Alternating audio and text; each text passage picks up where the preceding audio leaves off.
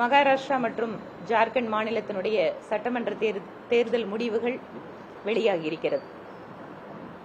இதுவரை இல்லாத அளவு ஒரு மிகப்பெரிய வெற்றியை மகாராஷ்டிர மக்கள் என்டிஏ கூட்டணிக்கு வழங்கி இருக்கிறார்கள். இதற்காக மகாராஷ்டிரத்து மக்கள் வாக்களித்த சகோதர சகோதரிகள் ஒவ்வொருவருக்கும் பாரதிய ஜனதா கட்சியின் சார்பில் எங்களுடைய மனப்பூர்வமான நன்றிகளை தெரிவித்துக் கொள்கிறோம். காங்கிரஸ் மற்றும் சிவசேனா, தேசியவாத காங்கிரஸ், இண்டி கூட்டணி அங்கு ஒரு மிகப்பெரிய தோல்வியை சந்தித்திருக்கிறது. ஆளுகின்ற அரசாங்கமாக என்டிஏ அரசாங்கம் அங்கு இருந்து கொண்டிருக்கிறது. மீண்டும் ஒரு வெற்றியை கொடுத்து மகாராஷ்டிரத்து மக்கள் மீண்டும் என்டிஏ கூட்டணி ஆள வேண்டும் என தீர்ப்பளித்திருக்கிறார்கள்.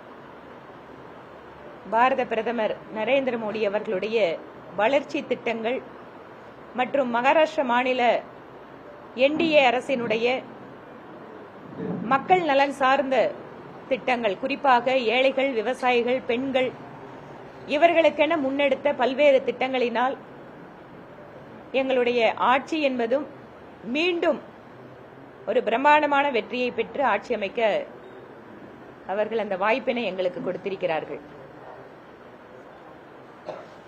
பெண்கள் ஒவ்வொரு சட்டமன்ற தொகுதியிலேயும் கூட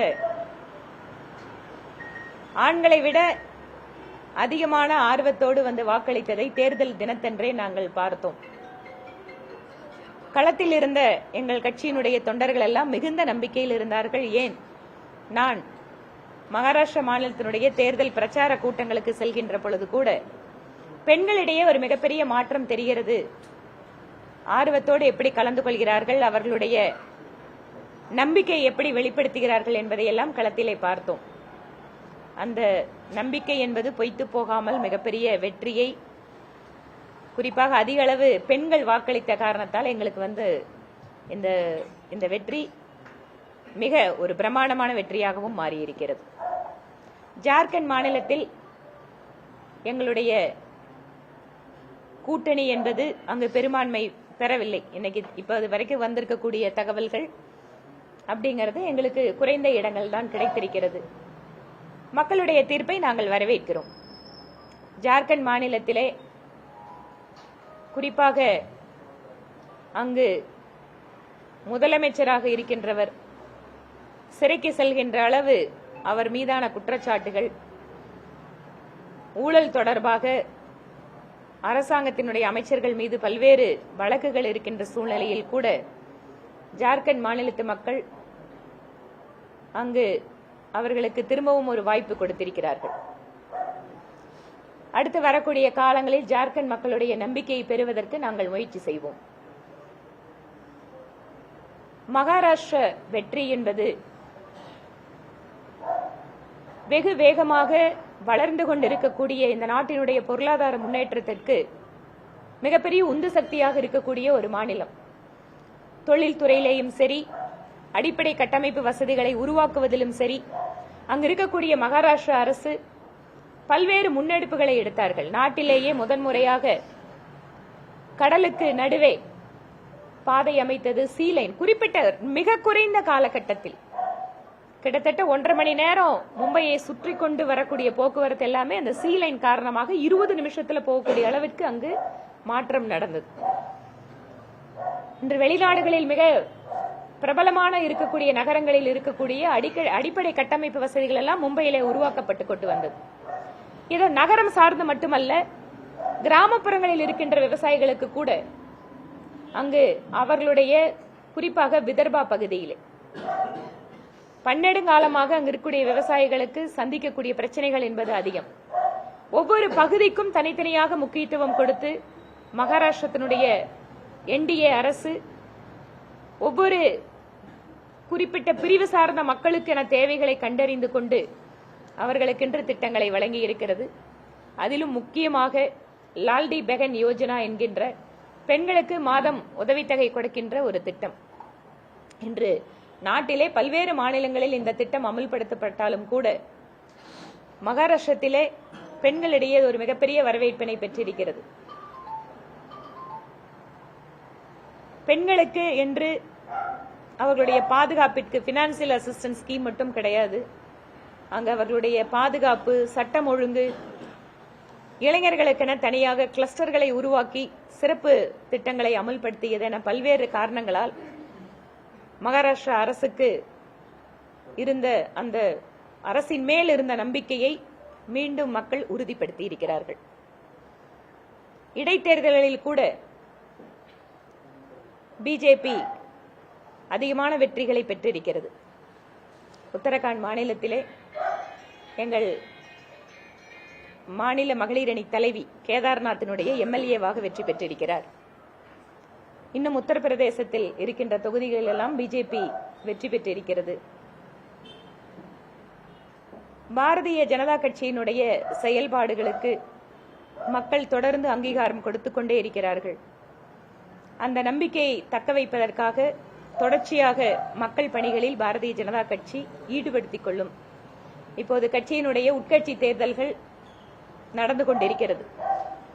ஒவ்வொரு பூத்திலேயும் கிளை தலைவர்களுக்கான தேர்தல் நடந்து கொண்டிருக்கிறது. கோவை மாநகர் மாவட்டத்தை பொறுத்தவரை மிக சிறப்பாக மாவட்ட தலைவருடைய தலைமையிலே இங்கு இருக்கக்கூடிய அத்தனை நிர்வாகிகளுடைய குழுவும் தீவிரமாக ஒவ்வொரு பூத்துக்களிலேயும் கிளை தேர்தல்களை நடத்தி கொண்டிருக்கிறார்கள். ஒவ்வொரு கிளையிலேயும் ஒரு ஆக்கப்பூர்வமான கிளை கமிட்டிகள் வாயிலாக மக்களை சந்திப்பதற்கும் மக்களுடைய பணிகளை மேற்கொள்வதற்கும் இந்த பூத் கமிட்டிகள் எங்களுக்கு உறுதுணையாக இருக்கும். டிசம்பர் 1 to 15 வரை ஒவ்வொரு மண்டலிலும் இருக்கக்கூடிய தலைவருக்கான தேர்தல் நடைபெற இருக்கிறது. டிசம்பர் 15 to 30 வரை மாவட்டத்தினுடைய தலைவர் தேர்தல் நடக்க இருக்கிறது. இதற்கென்று தேர்தல் அதிகாரிகள் நியமிக்கப்பட்டு அவர்களுக்கான பயிற்சி வகுப்புகள் எல்லாம் நடந்து கொண்டிருக்கிறது. முழு வீச்சிலே உலகத்திலேயே மிகப்பெரிய ஒரு கட்சி இன்று சைனாவில் இருக்கின்ற கம்யூனிஸ்ட் கட்சியை விட அதிகமான உறுப்பினர்களை பாரதிய ஜனதா கட்சி வைத்திருக்கிறது. கிட்டத்தட்ட இதுவரை 12 கோடிக்கு அருகில் உறுப்பினர்கள் இந்த கட்சியில இணைந்திருக்கிறார்கள். உலகத்தினுடைய மிகப்பெரிய அரசியல் கட்சி ஜனநாயக ரீதியாக இயங்குவது என்பதே ஒரு மிகப்பெரிய சாதனை. அந்த வகையிலே இவ்வளவு அதிகமான உறுப்பினர்களை வைத்திருக்கக்கூடிய எங்கள் பிஜேபி கிளைகள் முதல் தேர்தல்களை ஜனநாயக ரீதியிலே நடத்தி வெற்றிகரமாக உலகத்திற்கே வழிகாட்டக்கூடிய வகையில் ஜனநாயகம் எப்படி உயிர்ப்புடன் இருக்கிறது என்பதை காட்டுவதற்கு எங்களுக்கு ஒரு நல்ல வாய்ப்பாக இருக்கிறது. பல்வேறு துறைகளில் இந்தியா உலக நாடுகளுக்கு வழிகாட்டிக் கொண்டிருக்கக்கூடிய இந்த சூழலில் குறிப்பாக மத்திய கிழக்கு நாடுகள் இன்னும் ஒரு குடும்பம் சார்ந்து இயங்குகின்ற பல்வேறு நாடுகளில் இருக்கின்ற அரசாங்கத்திற்கெல்லாம் கூட இந்தியாவினுடைய ஜனநாயகம் என்பது ஒரு வழிகாட்டுதலை கொடுக்கக்கூடிய அளவிற்கு பாரதிய ஜனதா கட்சியினுடைய உட்கட்சி ஜனநாயகம் என்பது உயிர்ப்போடு வழிகாட்டுகிறது. உங்களுக்கு ஏதாவது கேள்வி இருந்தா கேட்கலாம். இவிஎம் மிஷின் விவகாரத்தில் வந்து தேர்தல் ஆணையத்தோட பாஜக வந்து துணையோடு இருக்குது அப்படின்னு செல்வ பெருந்தகை இவிஎம் மிஷின் தமிழ்நாட்டில் பார்லிமெண்ட் எலெக்ஷன்ல அப்ப அந்த மாதிரி தில்லுமுள்ளு பண்ணுச்சுன்னு சொல்லுவாரா? எப்பவெல்லாம் காங்கிரஸ் கட்சி வெற்றி பெறுகிறதோ அப்போதெல்லாம் இவிஎம் பத்தி பேச்சே வரதில்லை. ஆனால் எப்போதெல்லாம் அவர்கள் தோல்வி அடைகிறார்களோ அந்த அப்பாவி இவிஎம் மிஷின், வாயில்லாத மிஷின், அது பாவம் மாட்டிக்குது அவங்க கிட்ட. அதனால காங்கிரஸ் கட்சி வெற்றி பெறுகின்ற பொழுது இவிஎம்க்கு பாராட்டு விழா, காங்கிரஸ் கட்சி தோல்வி அடைகின்ற பொழுது இவிஎம்க்கு வசவு விழா. இதுதான் காங்கிரஸ் கட்சியினுடைய நிலைப்பாடு.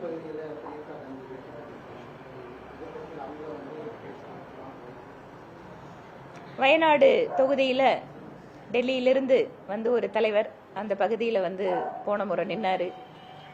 இந்த முறை அவர் அமேத்தியில ஜெயிச்சதால அதை தங்களுடைய குடும்பத்தினுடைய இன்னொரு வாரிசுக்கு கொடுத்திருக்கிறாரு.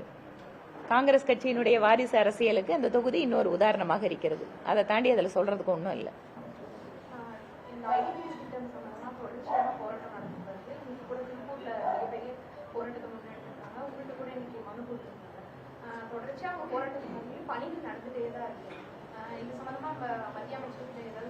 மத்திய அமைச்சருக்கு நான் ஏற்கனவே இது தொடர்பான கடிதத்தை எழுதியிருக்கேன். அவரையும் தொடர்பு கொண்டு இந்த விஷயத்தை சொல்லி இருக்கிறோம். அதனால மேற்கொண்டு அவர்களுக்கு என்ன உதவிகள் வேண்டுமோ அதை நிச்சயமாக பிஜேபி சார்பில் வந்து நாங்கள் செய்யறதுக்கு முயற்சி பண்ணுவோம். இது தொடர்பாக டிஸ்ட்ரிக்ட் கலெக்டர்கிட்டும் பேசணும் அப்படின்னு இருக்கேன். ஏன்னா இப்ப இன்னைக்கு மதியம் தான் வந்திருக்கேன். ஏன்னா பணம் கொடுக்காத நிலத்திற்கெல்லாம் கூட அவங்க வந்து உள்ள வேலைகளை ஆரம்பிப்பதாக இன்று என்னை சந்தித்த விவசாயிகள் சொன்னாங்க. நீங்க ஒரு லேண்ட் அக்வயரே பண்ணாம அதுல எப்படி வந்து அவங்க வந்து ஒர்க் பண்றாங்க அப்படிங்கிறது தெரியல. வருஷத்துக்கு முன்னாடி போடப்பட்ட குழாய் அந்த ரைஸ் வச்சுட்டு அதே இடங்கள்ல தான் இப்ப போடுறாங்க. ஒரு கருத்து கேட்பு கூட்டம் கூட மாவட்ட நிர்வாகமோ அரசோ வந்து செய்யவே இல்லை அப்படிங்கிற ஒரு ஆதரவு. நிச்சயமாங்க அது ஒரு வந்து ரொம்ப நியாயமான விஷயம். விவசாயிகள் வந்து இன்னைக்கு வந்து அங்க சொல்றதுங்கிறது மாநில அரசு நிலத்தை எடுத்து கொடுக்கின்ற பொழுது அங்க கருத்து கேட்பு கூட்டங்களை நடத்தணும். அவங்களுக்கு வந்து செக்ஷன்ல இருக்கக்கூடிய நோட்டீஸ் எல்லாமே கரெக்டா கொடுக்கணும். அந்த காம்பன்சேஷன் அமௌண்ட் வந்து அவங்களுக்கு வந்து அவங்களோட பேங்க் அக்கவுண்ட்ல வந்து கொடுக்கணும். இந்த மாதிரி நிறைய ப்ரொசீஜர் இருக்கு. ஒரு சென்ட்ரல் கவர்மெண்ட் வந்து ஒரு ப்ராஜெக்ட்டுக்கு நிலம் எடுக்கிறாங்கன்னு சொன்னா நேரடியா சென்ட்ரல் கவர்மெண்ட் எங்கேயுமே நிலத்தை எடுக்க முடியாது. மாநில அரசு அந்த நிலத்தை வந்து எடுத்து அவங்களுக்கு வந்து ஒப்படைச்சு பண்ணாலதான் அதை பண்ண முடியும். அப்ப அந்த நிலத்தை எடுத்து ஒப்படைக்கும் போது சட்டம் வந்து சில வழிமுறைகளை சொல்லுது. விவசாயிகளுக்கு அந்த நோட்டீஸை ஃபர்ஸ்ட் கொடுக்கணும் 4-1ல, அதுக்கப்புறம் 5A இன்கொயரி நடத்தணும், 6ல டிக்ளரேஷன் கொடுக்கணும். இந்த மாதிரி ஒவ்வொரு செக்ஷனும் வந்து ஒரு குறிப்பிட்ட வழிமுறையை சொல்லுது. ஆனா இங்க அந்த வழிமுறைகள் எதுவும் பின்பற்றப்படலைன்னு விவசாயிகள் சொல்லும் போது அது உண்மையாவே ரொம்ப வேதனைக்குரிய விஷயம். இது தொடர்பாக மாவட்ட நிர்வாகத்துல கலெக்டர் கிட்டும் அதை நான் தொடர்பா பேச இருக்கேன். மாநில அரசு கிட்ட அமைச்சர் பேசும்போது இது மத்திய அரசு சம்பந்தப்பட்டது, பாரத் மத்திய நிறுவனம், நீங்க அவங்கள்ட்ட தான் பேசணும் அப்படிங்கிற ஒரு கருத்தை அவங்க இல்லைங்க. இது வழக்கமா தமிழ்நாட்டில் நடக்கிற விஷயம் தான். தங்களோட தோல்விகளுக்கு எல்லாமே மத்திய அரசை கைகாட்டி விட்டு மத்திய அரசோட பணத்துல செயல்படக்கூடிய திட்டங்களை அவங்க பேர்ல இதை நாங்க தான் பண்றோம்னு சொல்றதுங்கிறது இங்க இருக்கக்கூடிய திமுக அரசுக்கு இது ஒன்றும் புதிதல்ல. ஏனென்றால் தேர்தல் வந்தா கூட அத்தனையும் பொய் பிரச்சாரம் பண்ணுவாங்க. போய் உங்களுக்கு வந்து மகாத்மா காந்தி ஊரக வேலைவாய்ப்பு திட்டத்தை மோடி அவர்கள் நிறுத்துறாருன்னு. ஆனா ஊரக வேலைவாய்ப்பு திட்டத்தில் சம்பளத்தை அதிகப்படுத்தி கொடுத்து இருக்கிறது வந்து மோடி அவர்களுடைய அரசு. ஆனா என்னமாங்க இதை நிறுத்திட போறாரு மோடி அப்படின்னு பொய் பிரச்சாரம் பண்ணுவாங்க. அதனால் மக்களுக்கு இந்த ஊடகங்கள் வாயிலாக சொல்லுவது, மத்திய அரசினுடைய திட்டங்கள் இருந்தாலும் கூட கட்டமைப்பு வசதிகளாகட்டும் அல்லது மற்ற ஒரு திட்டங்களா இருந்தாலும் நிலத்தை எடுத்துக் கொடுப்பது என்பது மாநில அரசு தான். அதற்கான சட்டத்தில் இருக்கக்கூடிய வழிமுறைகளை மாநில அரசு பின்பற்ற வேண்டும். தங்களுடைய ஒரு இயலாமைக்கு தங்களுடைய தவறுகளுக்கு மத்திய அரசு மேல ரொம்ப சுலபமா பழி போட்டு தப்பிக்கிறங்கிறது இங்க இருக்கக்கூடிய அமைச்சர்களுக்கு அரசுக்கு வாடிக்கையாக இருக்கிறது.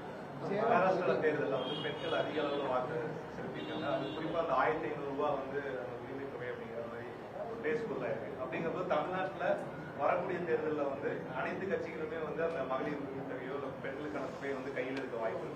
நீங்க நாடு முழுக்கவே ஒரு விஷயத்தை நான் ஒரு மகளிர் அணி தலைவராக நாடு முழுவதும் பார்க்கறதோட சேர்ந்தே பகிர்ந்துக்கிறேன்.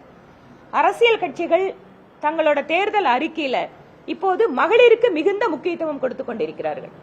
நீங்க 10 வருஷத்துக்கு முன்னாடி ஏதாவது ஒரு கட்சியோட தேர்தல் அறிக்கையை பாத்தீங்கன்னா இப்ப இருக்கிற தேர்தல் அறிக்கைக்கும் அப்ப இருக்கிற தேர்தல் அறிக்கைக்கும் குறிப்பாக பெண்கள் விஷயத்துல எவ்வளவு மாறுதல் வந்திருக்குன்னு பார்க்கலாம். எல்லா அரசியல் கட்சிகளுமே இப்போது பெண்களை நோக்கி வருகிறார்கள் என்பதே எங்களுக்கு வந்து சந்தோஷமான விஷயமா இருக்கு. As a first step. ஏனென்றால் பெண்களுக்கு எது வேண்டும் என அரசியல் கட்சிகள் யோசிப்பது என்பதே ஆரோக்கியமான விஷயமா பார்க்கிறோம். அதனால தமிழ்நாட்டில் மட்டும் இல்ல பல்வேறு மாநிலங்கள்ல இந்த உரிமை தொகை என்பது கொடுக்கப்பட்டு கொண்டுதான் இருக்கிறது. இதுல ஒரு சந்தோஷமான விஷயம் என்னன்னா தமிழகத்துக்கு முன்பாகவே மத்திய பிரதேசத்தில் இந்த உரிமை தொகையை ஆரம்பித்து வைத்தது பாஜகவினுடைய அரசு. அதனால மத்திய பிரதேசத்துல முதல் இந்தியாவில் கொடுத்தது பிஜேபி கவர்மெண்ட் தான். பெண்கள் கையிலே பணம் என்பது அவங்களுடைய குடும்பத்திற்காக செலவழிக்கக்கூடிய தொகை. அதுதான் இங்க முக்கியமா நம்ம பார்க்கணும். பெண்கள் கையில் கொடுக்கின்ற ஒவ்வொரு பைசாவும் குடும்பத்தினுடைய உணவுக்காக, குழந்தைகளுடைய நலனுக்காக, அவர்களுடைய ஆரோக்கியத்திற்காக செலவழிக்கப்படுகிறது. அதனாலதான் சமுதாயத்தில் மிகப்பெரிய தாக்கத்தை ஏற்படுத்துகிறது. இங்க திமுக அரசு கொடுக்கிற உரிமை தொகைன்னு சொல்றீங்க. ஆனா இல்ல, நீங்க தமிழ்நாடுல எலெக்ஷன்ல இது ஒரு காரணமானா நிச்சயமா காரணமா இருக்கும். ஆனா ஒரு பெண்கள் உரிமை தொகையை தாண்டி அந்த பெண்கள் கிட்ட வேற வழியிலெல்லாம் இந்த அரசாங்கம் வாங்கிட்டு இருந்தேன்னு சொன்னா மக்கள் புரிஞ்சுக்குவாங்க. நம்ம கிட்ட இருந்து 20,000 ரூபாய் கொள்ளையடிச்சிட்டு 1000 ரூபாய் கொடுக்குது கவர்மெண்ட் அப்படிங்கறதையும் தமிழகத்து பெண்கள் புரிந்து கொள்வார்கள். சேலம் பகுதியில் ஆசிரியர் வந்து நீங்க வந்து ஆசிரியரை வந்து குத்துறது, கொலை பண்றது, டாக்டருக்கு வந்து மேல தாக்குதல் நடத்துறது, இது வந்து இன்னைக்கு சர்வசாதாரணமா தமிழ்நாட்டில் நடந்துட்டு இருக்கு. திமுக அரசு அப்படின்னாவே சட்டம் ஒழுங்கு தமிழகத்தில் அது வந்து இருக்காது அப்படிங்கறதும், ரவுடிகளுடைய ஆட்சி நடக்கும் அப்படிங்கறதும் இதெல்லாம் வந்து ப்ரூவ் பண்றதுக்கான இன்சிடென்ட் தான். அதெல்லாம் தமிழகத்துல அமைதி பூங்கான்னு சொல்றது எல்லாமே திமுக அரசு வந்துச்சுன்னா அது அமைதி பூங்கா எல்லாம் வந்து அது வேற மாதிரி பூங்காவா மாறுது, ரவுடிகள் பூங்காவா மாறிடுது. கேரளால தொடர்ந்து பாஜக ஒரு பின்னடைவான கேரளாவில் நீங்க கேரளாவில் இது பின்னடைவு அப்படின்னு சொல்ல முடியாது. கேரளாவோட டெமோகிராஃபி உங்களுக்கு தெரியும். எந்த அளவிற்கு அங்க ஒரு அரசியல் கட்சிகள், அதுவும் தேசியம் பேசுகின்ற அரசியல் கட்சிகள் கூட மதம் சார்ந்து இயங்கிக் கொண்டிருக்கிறார்கள் அப்படிங்கறத பாக்குறோம். அதனால கேரளத்துல இன்று நிலைமை மிகப்பெரிய அளவு மாற்றம் வந்திருக்கிறது. முதன்முறையாக பாராளுமன்ற தேர்தலில் பாரதிய ஜனதா கட்சி ஒரு எம்பியை பெற்று இன்னைக்கு திரிசூர் எம்பி அப்படிங்கறத மக்கள் தேர்ந்தெடுத்திருக்காங்க.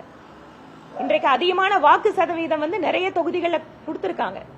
அதனால கேரளா என்பது வெகு வேகமாக பிஜேபிக்கு முன்னேறி கொண்டிருக்கக்கூடிய மாநிலமாக இப்போது நாங்கள் பார்க்கிறோம். பாலக்காடுல கம்யூனிஸ்ட் 3வது, பிஜேபிக்கு பிறகுதான் பிஜேபிக்கு பின்னால்தான் ஆளுகிற அரசு பின்னால் 3வது.